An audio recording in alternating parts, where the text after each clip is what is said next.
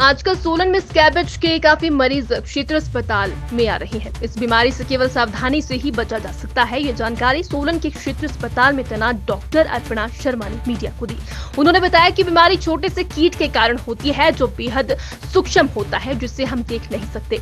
ये कीट आपकी त्वचा के नीचे छेद कर उसमें अंडे देता है। जब आप खारिश करते हैं तो अंडों से नए कीट निकल आते हैं और आपके शरीर पर फैल जाते हैं, जिसकी वजह से रोगियों में लगातार खुजली होती रहती है। अधिक जानकारी देते हुए डॉक्टर अर्पणा शर्मा ने बताया कि स्कैबिज अगर किसी को परिवार में हो जाती है तो सारे परिवार के सदस्यों को अपना इलाज करवाना चाहिए, क्योंकि संपर्क में आए सभी सदस्यों में बहुत जल्दी फैल जाता है। उन्होंने बताया कि इससे शरीर पर लाल निशान पड़ जाते हैं जिनमें बेहद खारिश अनुभव होती है। उन्होंने बताया कि ये बीमारी ज्यादातर बच्चों में फैलती है और उसके बाद आहिस्ता आहिस्ता सभी परिवार के सदस्यों और संपर्क में आने वाले लोगों पर फैल जाती है। मैं डॉक्टर अर्पणा यहाँ RH सोलन में एज अ डर्मेटोलॉजिस्ट पोस्टेड हूँ। स्कैबीज एक बीमारी है जो एक छोटा सा कीटाणु होता है जिसकी वजह से हो जाती है। वो ऐसे आंखों से दिखता नहीं है, बहुत छोटा माइक्रोस्कोपिक होता है। ये बीमारी मोस्टली बच्चों में ज़्यादा होती है और एक से दूसरे को फैलती है। अभी जैसे सर्दियाँ आएंगी, एक रूम में लोग ज़्यादा रहेंगे, कांटेक्ट ज़्यादा होता है एक से दूसरे के साथ, क्लोज रूम में रहते हैं जैसे विंटर्स में ना, तो उस टाइम पे ये ज़्यादा हो जाती है। बच्चों में इसलिए कॉमन है क्योंकि एक बच्चे को होगी, साथ में खेलेंगे, स्कूल में साथ रहेंगे, तो एक से दूसरे को उससे फैल जाती है। ये ऐसे छूने से नहीं फैलती है, जब कांटेक्ट पीरियड ज़्यादा होता है तब ये फैलती है।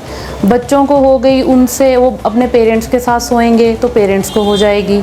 तो इस तरह से जो लॉन्ग कांटेक्ट जिसके साथ होता है, इसमें मोस्टली तो यही है कि जब हो जाता है तो उसका ट्रीटमेंट प्रॉपर करना है, और जिसको हुआ है उसके साथ साथ सारे फैमिली का ट्रीटमेंट ज़रूरी है।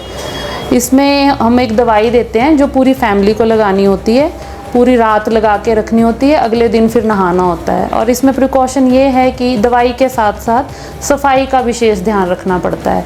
जो कपड़े उन्होंने अभी जब से हुआ है पहने हैं, जो बिस्तरे हैं, वो सारे गर्म पानी से धो के उनको अच्छे से धूप लगवानी पड़ती है। अगर ये इन्फेक्शन जो कीटाणु है कपड़ों में भी रह जाता है तो ये दोबारा री इन्फेक्शन हो जाता है इसका।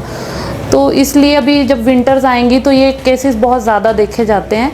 वो ट्रीटमेंट तो पेशेंट ले लेता है, बट वो बेडिंग्स वगैरह का अच्छे से नहीं करते हैं साफ़ सफाई, तो वो बार बार फैमिली में किसी ना किसी को रहता है, और जब भी किसी एक को रहता है वो फिर री इन्फेक्शन दूसरे को हो जाता है। इसके लिए यही है कि अगर किसी को भी ये इस तरह का होता है, इसमें मेनली सिम्टम्स जो होते हैं वो रात को खारिश बहुत ज़्यादा होती है, छोटे छोटे दाने बॉडी पे आते हैं।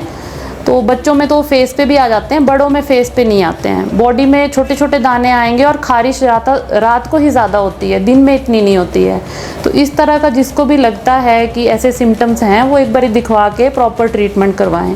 अगर वो स्कैबीज ही बोलते हैं हम डॉक्टर अगर, तो पूरी फैमिली का फिर ट्रीटमेंट ज़रूरी है इसमें।